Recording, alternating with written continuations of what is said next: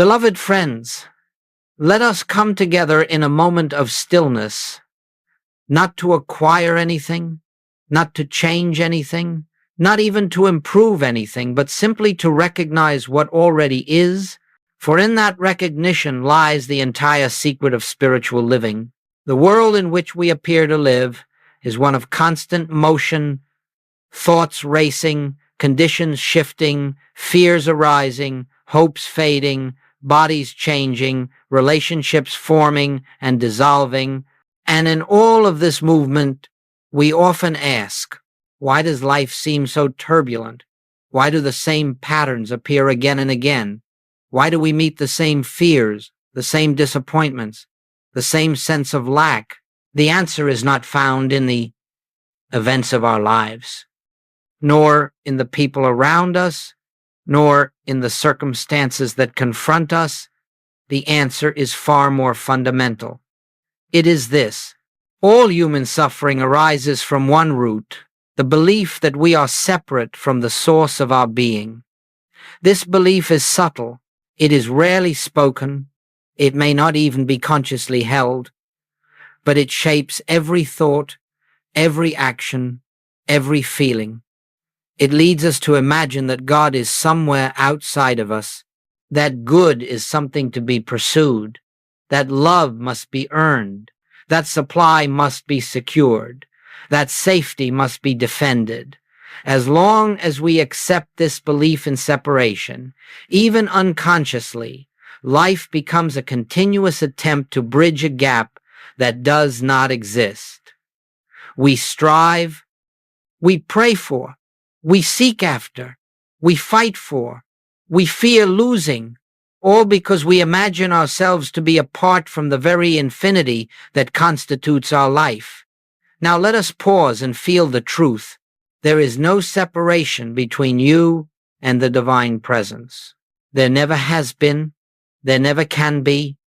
The tragedies of life, the conflicts, the frustrations, the repeated patterns, these are not punishments. They are not evidence of divine absence. They are the natural byproducts of living from a false premise. And no matter how sincerely we strive to mend the effects, nothing truly changes until we withdraw belief from that false premise. You see, the spiritual life does not begin with effort. It begins with recognition. Recognition of what? Recognition that the presence we call God is not distant, not apart, not outside. The presence is the very life that animates us, the very mind that thinks through us, the very soul that expresses as us.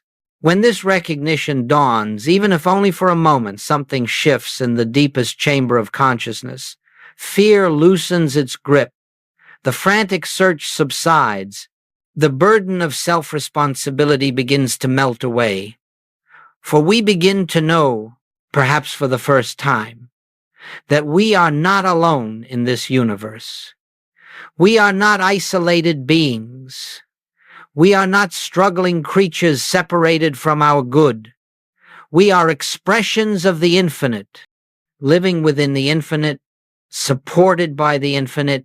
This is the foundation of our entire journey together. The only suffering in this world is the suffering born of forgetting our oneness with God, and the only healing is the simple remembrance of that truth. Let us hold this gently, as one would hold a delicate flower. Do not rush to understand. Do not force the mind to grasp it.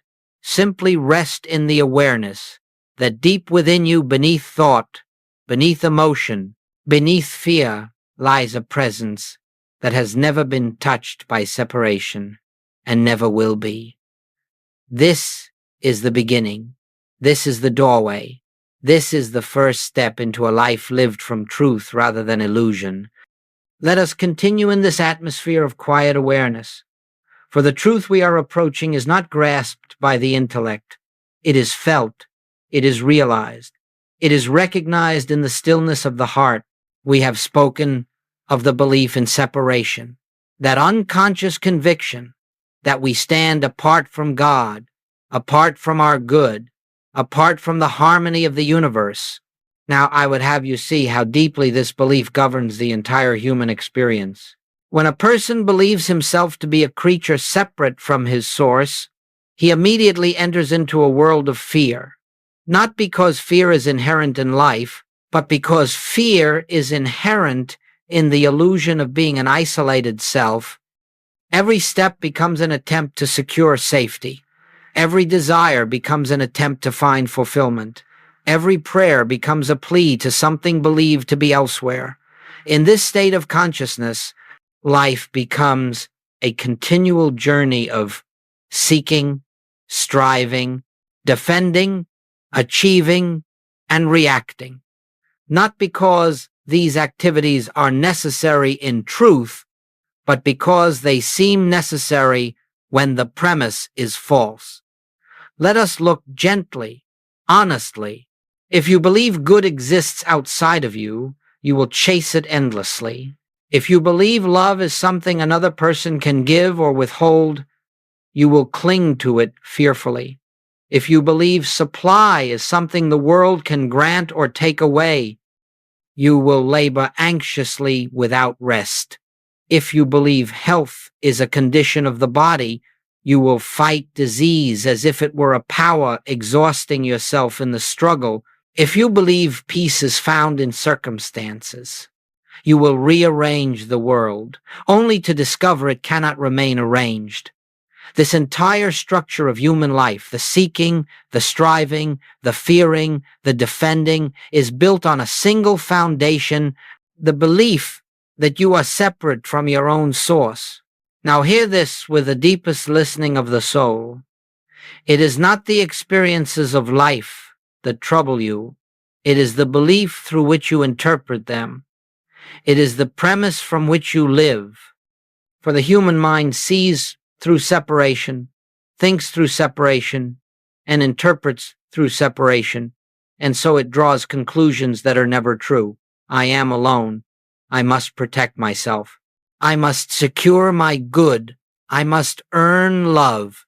I must pray hard to reach God. I must fear what threatens my existence. But the truth is simple. You are not alone. You have never been alone. Your good has never been separate from your being. Your peace has never depended on outer conditions. You do not need to reach God. You only need to recognize God where God has always been within. The world of appearances cannot convince you of this, for it is built on its own illusion. But in the quietness of contemplation, you begin to sense something deeper than appearance, something that whispers, all that I am seeking, I already am. All that I fear losing was never mine to lose. All that I thought stood outside of me is, in truth, the fullness of my own being. This recognition is not an escape from the world. It is the correction of the world. For when the belief in separation dissolves, the outer experience reorganizes itself in harmony with spiritual truth. But before harmony can be felt outwardly, it must first be known inwardly. And that inner knowing begins with this simple observation: the human condition is not the cause of suffering. The belief in separation is.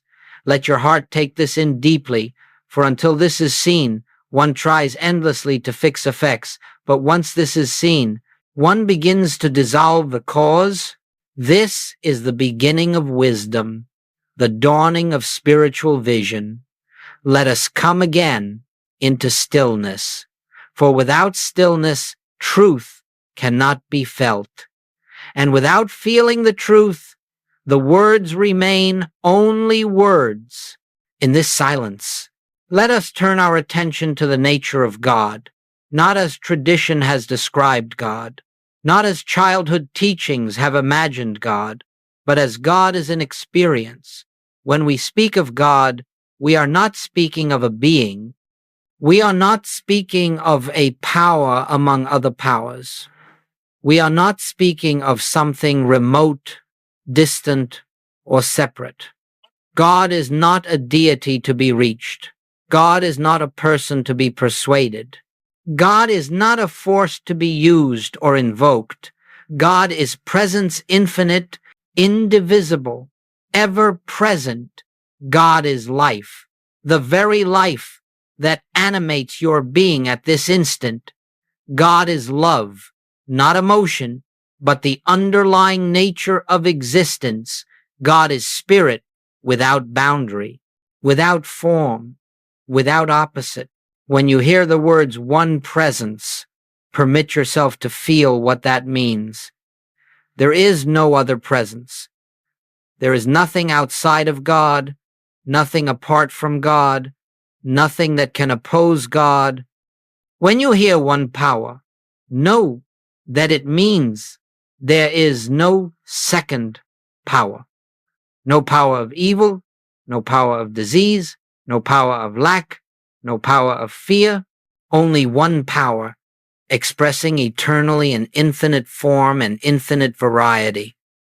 The human mind, living under separation, imagines two powers, good and evil, health and disease, life and death, abundance and lack, safety and danger. But these opposites exist only in the realm of mental interpretation. They do not exist in the realm of spirit. Spirit knows nothing of opposition. Spirit is a seamless unity of being. Now listen gently. If God is truly one, then God cannot be both presence and absence, both love and wrath, both giver and withholder. God must be, in every moment, the fullness of its own nature.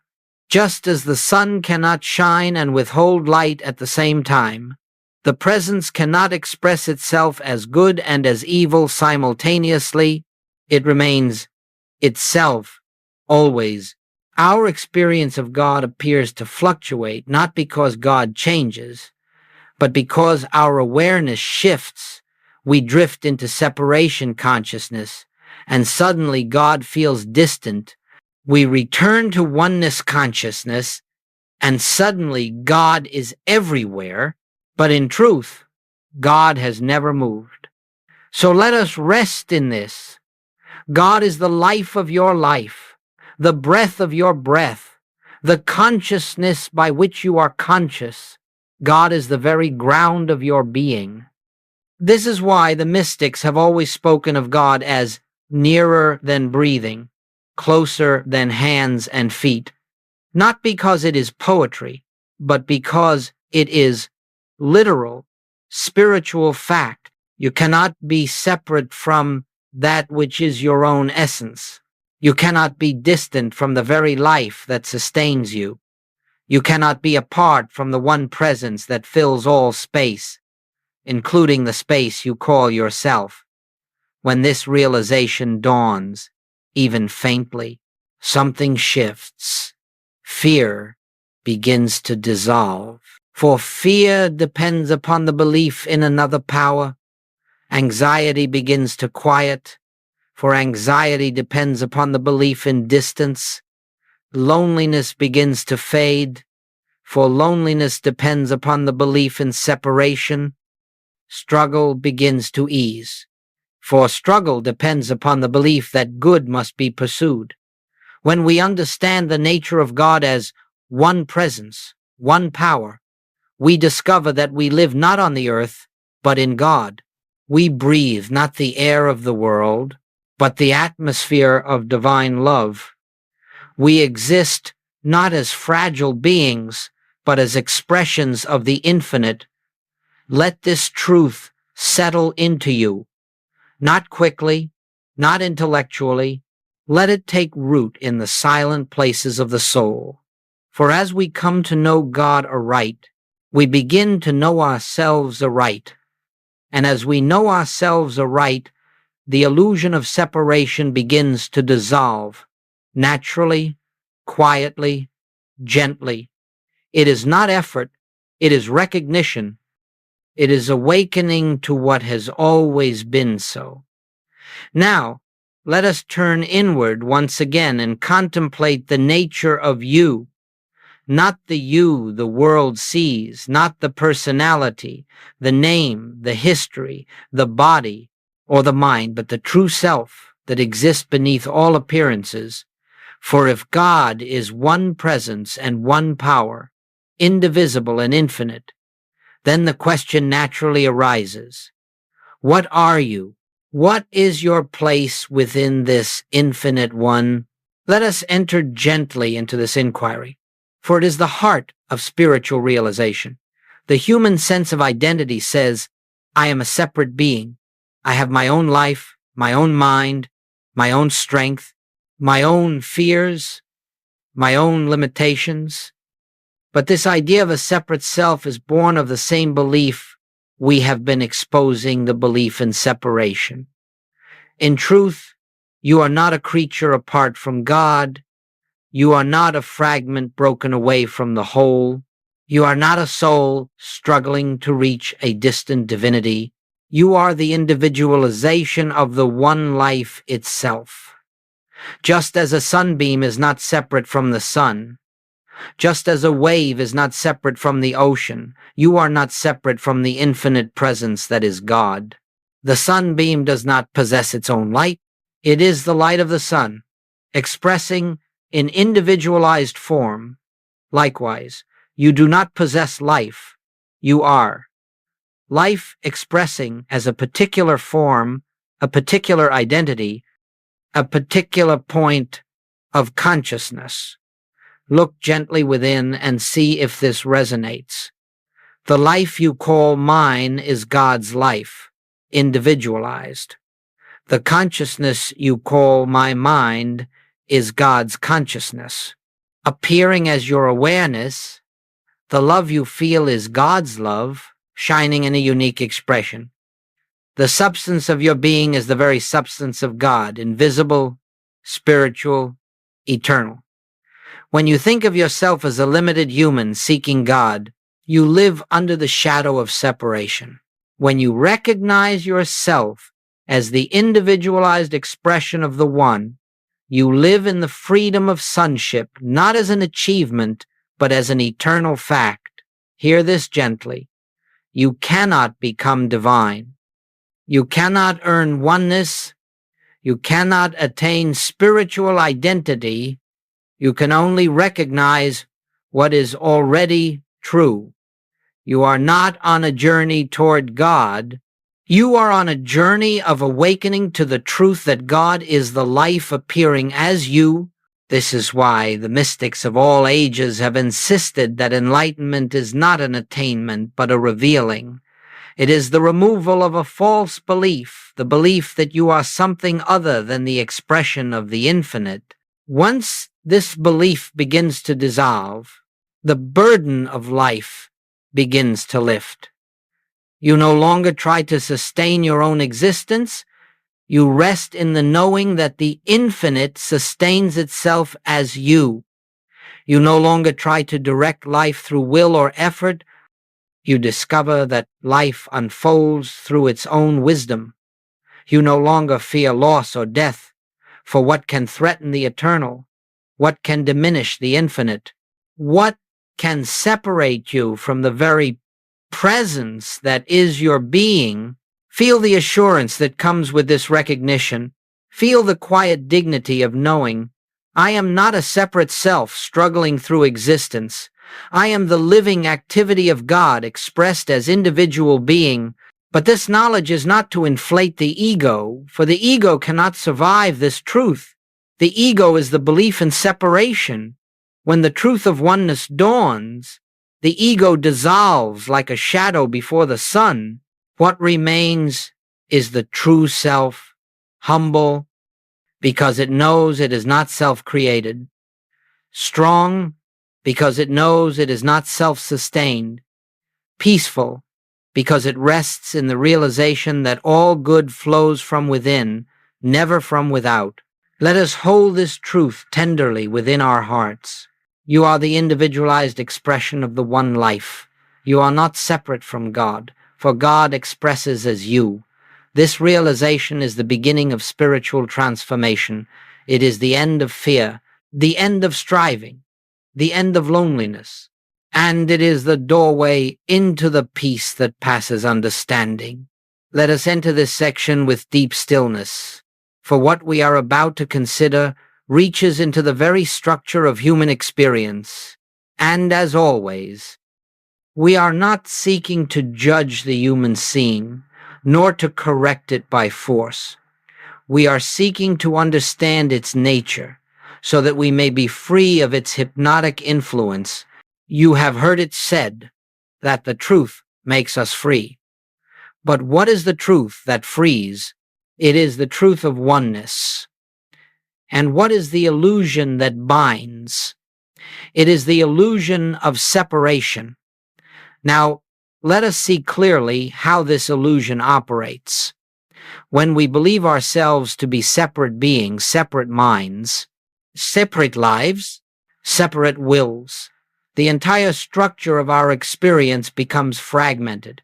It cannot hold together in harmony, for its foundation is not truth, but misconception. Consider this gently. If you believe your good is outside of you, you will live a life of searching. If you believe your safety is outside of you, you will live a life of fear. If you believe your peace is outside of you, you will live a life of conflict. If you believe your supply is outside of you, you will live a life of lack. If you believe your health is outside of you, you will live a life of vulnerability. If you believe your joy is outside of you, you will live a life of disappointment. None of these experiences are punishments. They are simply the inevitable outcome of living from a false premise. You see, the human picture does not break down because life is inherently difficult. It breaks down because consciousness is operating through the lens of separation, and whatever we see through that lens appears fractured. When you believe you are separate, then another person seems capable of threatening you. When you believe you are separate, then the world seems capable of withholding good from you. When you believe you are separate, then the body seems capable of betraying you. When you believe you are separate, then circumstances seem capable of overpowering you. But step back and see something deeper. There is no person, no world, no body, no circumstance that exists outside of the one presence. Everything you encounter is an appearance within the one infinite consciousness, the same consciousness that is expressing as you. So what appears as crisis is often nothing more than the crumbling of a structure that was never built on truth. What appears as loss is often the dissolution of a belief that could not sustain you. What appears as confusion is often the mind releasing its false premises, so that clarity may enter when life falls apart. It is not life that is falling apart. It is the illusion of separation revealing its own instability. We must understand this with compassion, for the human experience of suffering is not a sign of spiritual failure. It is the natural exhaustion of a belief system that was never aligned with reality. Once the premise shifts from separation to oneness, the outer experience reorganizes itself in harmony with truth, but the reorganization does not begin on the outside. It begins within. It begins when you recognize that your good has never been outside of you. It begins when you see that peace is not something to create, but something to recognize. It begins when you understand that supply is not earned, but expressed. It begins when you realize that health is not restored, but revealed. It begins when you accept that love is not acquired, but is the very nature of your being. Life breaks down only when consciousness is attempting to live from a premise that is not aligned with reality, and life harmonizes the moment consciousness returns to its source. This is why the spiritual path is not a journey of fixing, but of awakening, not a journey of acquiring, but of recognizing, not a journey of becoming, but of remembering that you and the infinite are one. remembering that the presence has never left you, remembering that the one life is living you, breathing you, expressing as you. Let this remembrance soften your heart. Let it dissolve the fear that something is wrong with your life. Let it ease the pressure to manage every detail, to control every outcome. You are not here to sustain life. Life sustains you. You are not here to create your own good. Good flows from the infinite within. You are not here to fight conditions. Conditions change in response to the consciousness that beholds them. The problems of life do not arise because life is harsh. They arise because we have mistaken ourselves for something we are not. And in that mistaken identity, everything becomes fragile. But in the recognition of our true identity, everything becomes whole. Let us settle again into silence, for this section requires a receptive mind and a quiet heart. We are now approaching a pivotal turning point in the spiritual life, the moment when we consciously withdraw power from the appearances of the world. And until this is understood, spiritual progress cannot be sustained. What is an appearance? It is anything that seems to possess power apart from God. It is anything that seems capable of harming, disturbing, influencing, or controlling your life. It is anything that presents itself as having authority over your peace, health, supply, safety, or joy. But hear this gently. No appearance has power. It draws its entire seeming strength from one source, your belief in it. The moment belief is withdrawn, the moment the appearance is seen as appearance and not as power, the illusion collapses. Not because you fought it, not because you resisted it, not because you prayed it away, but because you stopped contributing belief to its existence. The world, as the human mind perceives it, is a world of appearances, good appearances, bad appearances, pleasant appearances, fearful appearances. But all alike are appearances, not one of them has substance or power of its own. Listen carefully. Once you see that God is one presence, one power, you must also recognize that any second power, whether it appears as illness, conflict, lack, accident, injustice, or fear, cannot be real. It can appear real. It can feel real. It can seem real to the senses, but it has no divine authority. No spiritual law sustains it. No reality lies behind it. It exists only as a hypnotic suggestion in the human mind. The shift, therefore, is not about changing the appearance. It is about withdrawing belief from it. You may look at the appearance and say gently, I see you, I acknowledge the form you've taken, but I do not accept you as power. I do not accept you as law.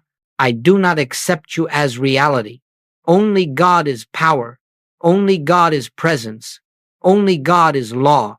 And God is here. Then rest, not in denial, not in affirmation, but in recognition. This is the beginning of healing. This is the beginning of freedom. This is the beginning of the dissolving of fear. Some ask, how do I withdraw belief? And the answer is simply by recognizing the one presence.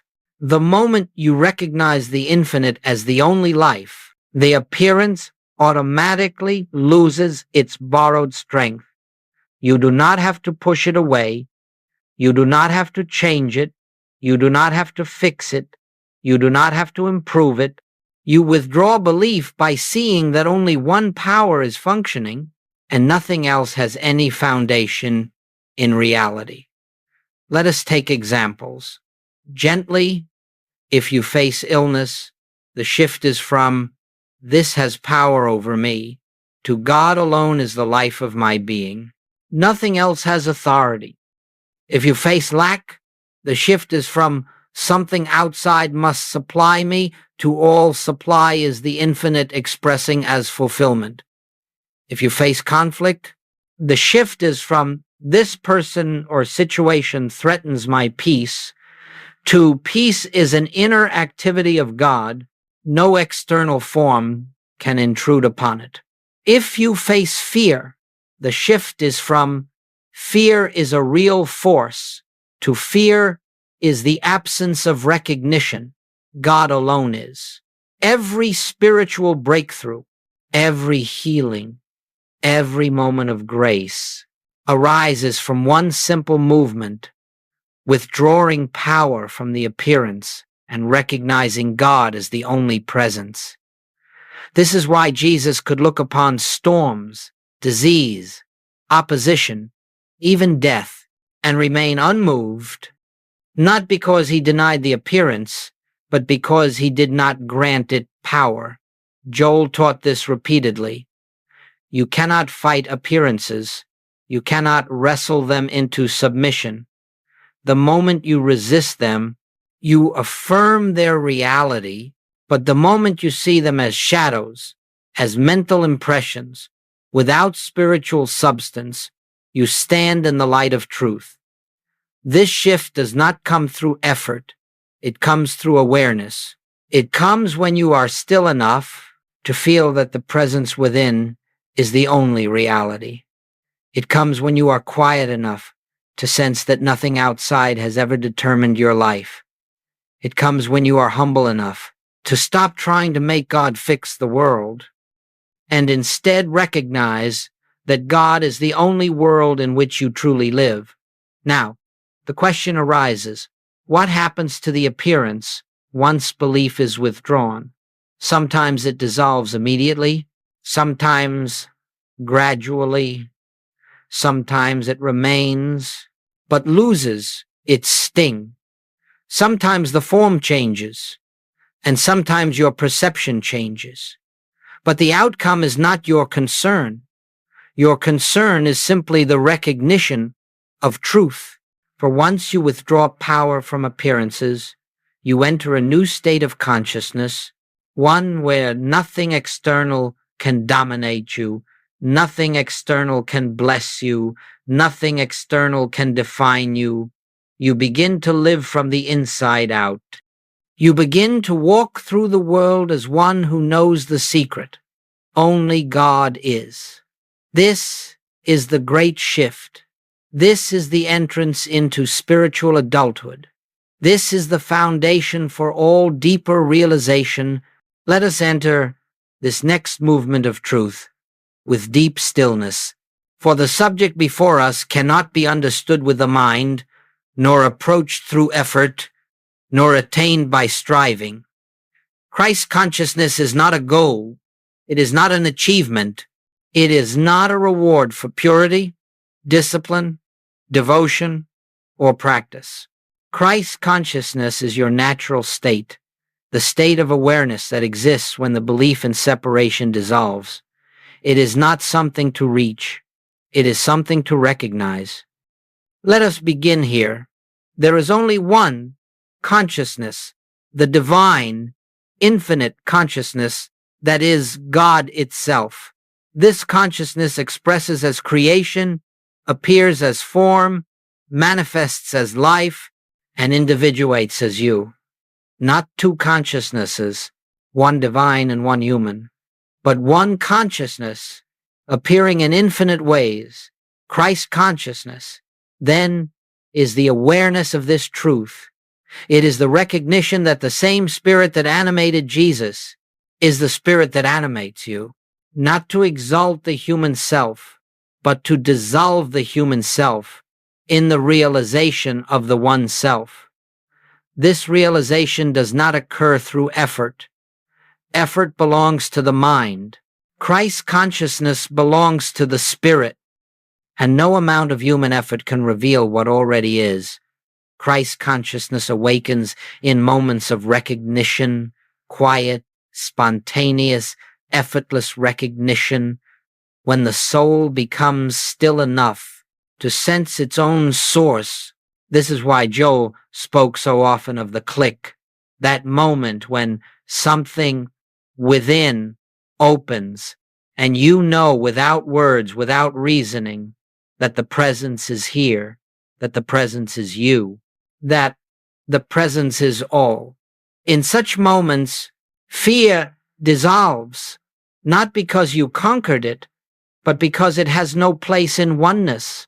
Lack dissolves, not because you solved a problem, but because supply is understood to be infinite, flowing from the withinness of being. Sickness loses its authority, not because the body changed, but because you recognize that the life of the body is the life of God. You see, Christ consciousness is not something to create. It is what remains when the false is released. It is the state that emerges when you stop identifying with the personality, the history, the fears, the desires, the memories. It is the awareness that I live, yet not I, the Christ. The one life lives as me. This is not mystical poetry. It is spiritual fact. Let us say this clearly, and let the words sink deeply. Christ consciousness is the natural awareness of your true identity beneath the layers of conditioning, belief, and fear. It is not added to you. It is uncovered. It does not come from practice, though practice prepares the ground.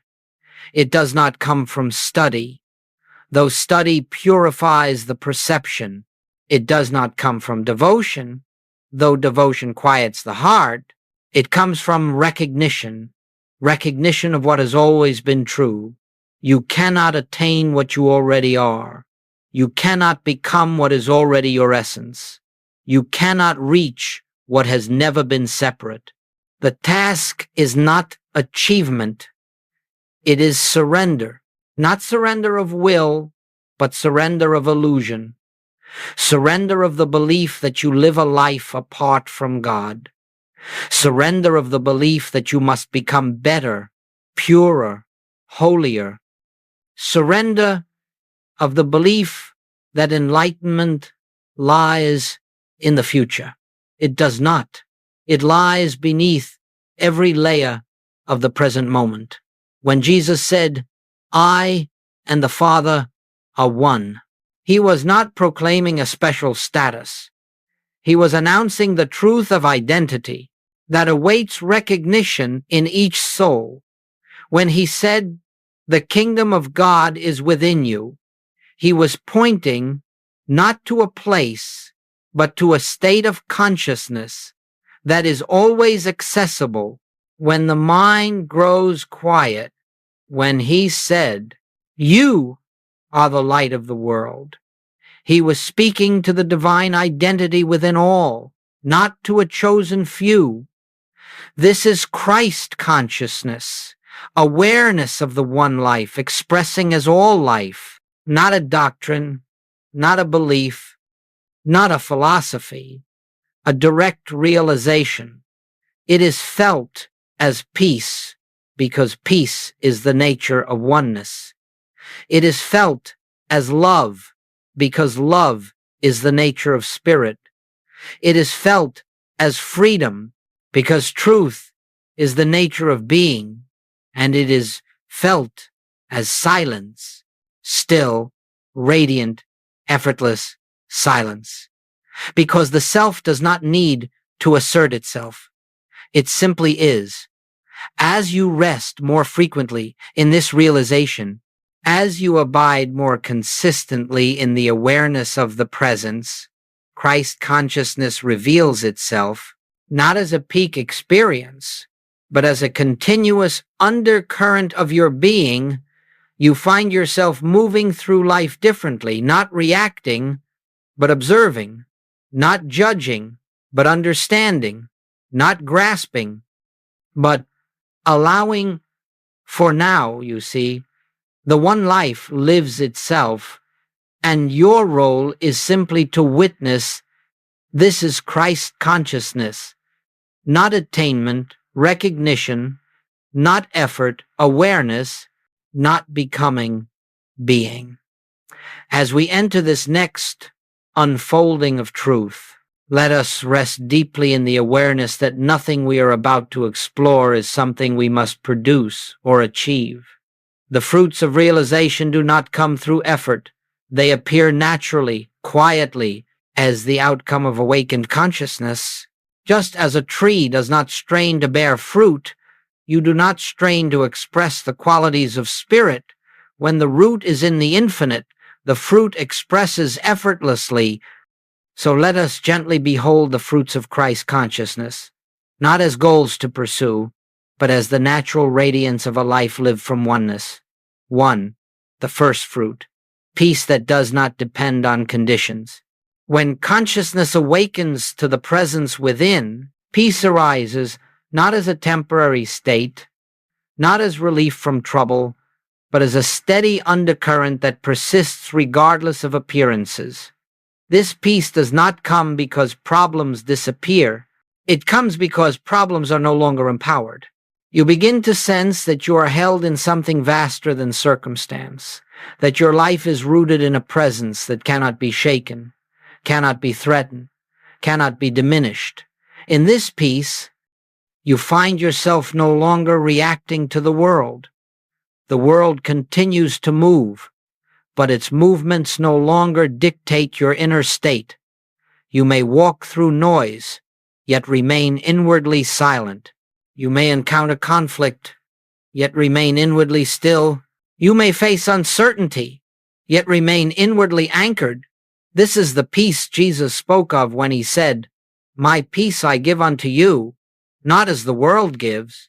It is the peace of one who knows that only God is to the second fruit, healing as the revelation of wholeness.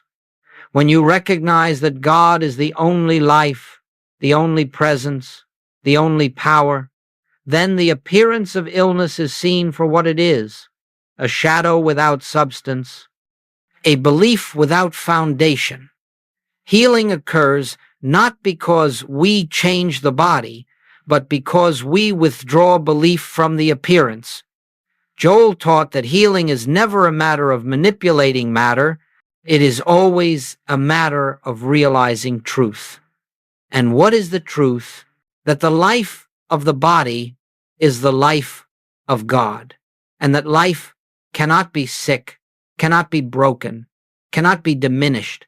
When this is seen, the body begins to conform to the consciousness. Beholding it, sometimes the condition dissolves, sometimes the form changes, sometimes the body remains the same, but the fear surrounding it vanishes, and that is healing too.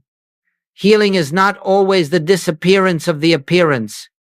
Healing is the disappearance of fear, for fear is the only illness, and separation is the only cause. When the illusion of separation fades, wholeness reveals itself effortlessly. 3. The third fruit, effortless right action. As consciousness awakens, you discover that your life begins to unfold in harmony, without planning, without forcing, without strategizing. Right action arises naturally, because you are no longer living from the personal mind, but from the infinite mind. This mind does not guess. It knows. It does not push. It moves. It does not calculate. It flows. You may find that you simply know what to do without thinking, that the right opportunities appear without seeking, that the correct decisions are made without struggle. You are guided not through voices, not through visions, but through inner quietness. You are moved not through pressure, not through urgency, but through gentle intuition. It feels as though life is happening through you, not by you. This is what Joel called living by grace.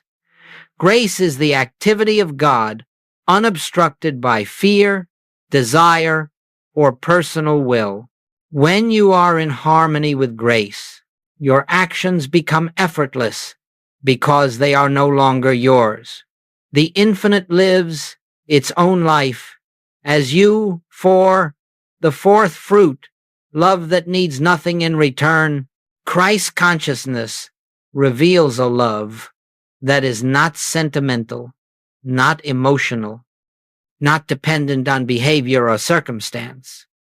It is love that sees the divinity in all, even when the human personality obscures it. It is love that does not seek to change the other, but beholds the spiritual reality behind the appearance. It is love that recognizes there is only one life here, appearing as many forms. This love is not something you practice. It is something that flows naturally. Once the false self dissolves, it embraces without attachment, gives without exhaustion, forgives without effort. It is the love of the one recognizing itself in all five. The fifth fruit, freedom from the world's hypnosis. As awareness deepens, you discover that external conditions lose their power to bind you. You are no longer hypnotized by fear of the future, regret of the past, or pressure of the present. You become free, not because life becomes easier, but because you no longer seek salvation through the world. You see the world for what it is, a realm of appearances, ever shifting, ever changing, never stable, and you rest in what does not change, the presence within. This freedom is not rebellion. It is not escape. It is recognition that you live in the kingdom now, that heaven is a state of consciousness, that the world is seen more clearly. When seen from the stillness of spirit, the sixth fruit, a life of quiet joy. Joy arises not from excitement, but from realization. It comes not from achieving, but from being. It is gentle, steady, never overwhelming, never fading. It is the joy of knowing that nothing essential can ever be lost. It is the joy of discovering that the presence you sought is the presence you are. And this joy flows through your days as a soft radiance, a quiet assurance, a subtle light. This is the joy of Christ consciousness, the joy of oneness realized. These are the fruits of realization: peace, healing, right action, love, freedom, and quiet joy. They do not arrive as results. They blossom as recognition deepens. We do not create them. We witness them. We do not strive for them. We allow them. They are the natural expression of the one life, moving through the transparent soul. As we come to the close of this journey together, let us pause once more and enter the silence, for only in the silence can the truth we have explored take root in the depths of consciousness. Everything you have heard, everything that has stirred within you, everything that has awakened in your heart, all of it points to one simple revelation: God is the only life. That life is your life. And the recognition of that truth is the essence of spiritual realization. Nothing else is required of you. Nothing else is asked. You are not being called to master techniques, to perform rituals, to adhere to dogma, or to acquire knowledge. You are being called to remember that the presence you have sought is the presence that animates your being, to remember that the love you have longed for is the love that constitutes your nature, to remember that the peace you desire is the peace that arises when you rest in truth. This path is not a path of attainment. It is a path of awakening. It is the gradual, gentle dissolving of the belief in separation, the belief that life is outside of you, the belief that supply comes from the world, the belief that health is fragile, the belief that safety is uncertain, the belief that love is conditional, the belief that you are alone. These beliefs fall away, not because you fight them, but because you see through them. And what takes their place? A quiet knowing, I live in God, and God lives as me. This knowing becomes the foundation of your days. It becomes the atmosphere in which you walk. It becomes the silence beneath your thoughts, the peace beneath your activity, the love beneath your relationships. It becomes your way of being. There will still be appearances. There will still be challenges. There will still be moments when the old consciousness seeks to return. But now you know the appearance has no power. The challenge has no authority. The old consciousness has no reality. Only God is.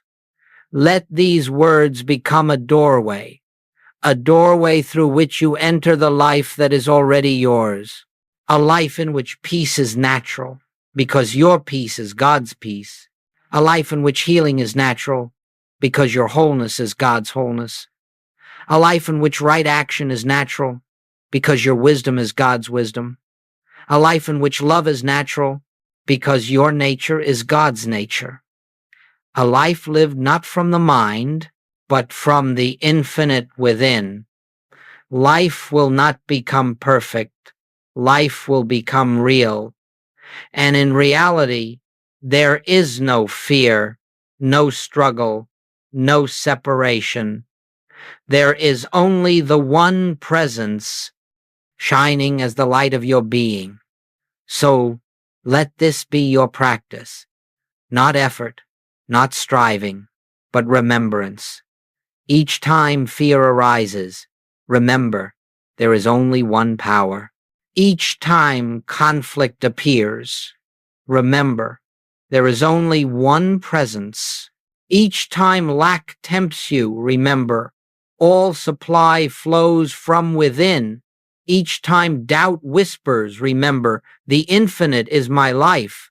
And each time you forget, return gently, lovingly, to the truth.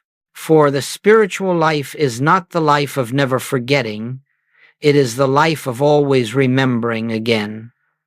Let us close in deep, deep stillness, knowing that the words have ended, but the presence remains.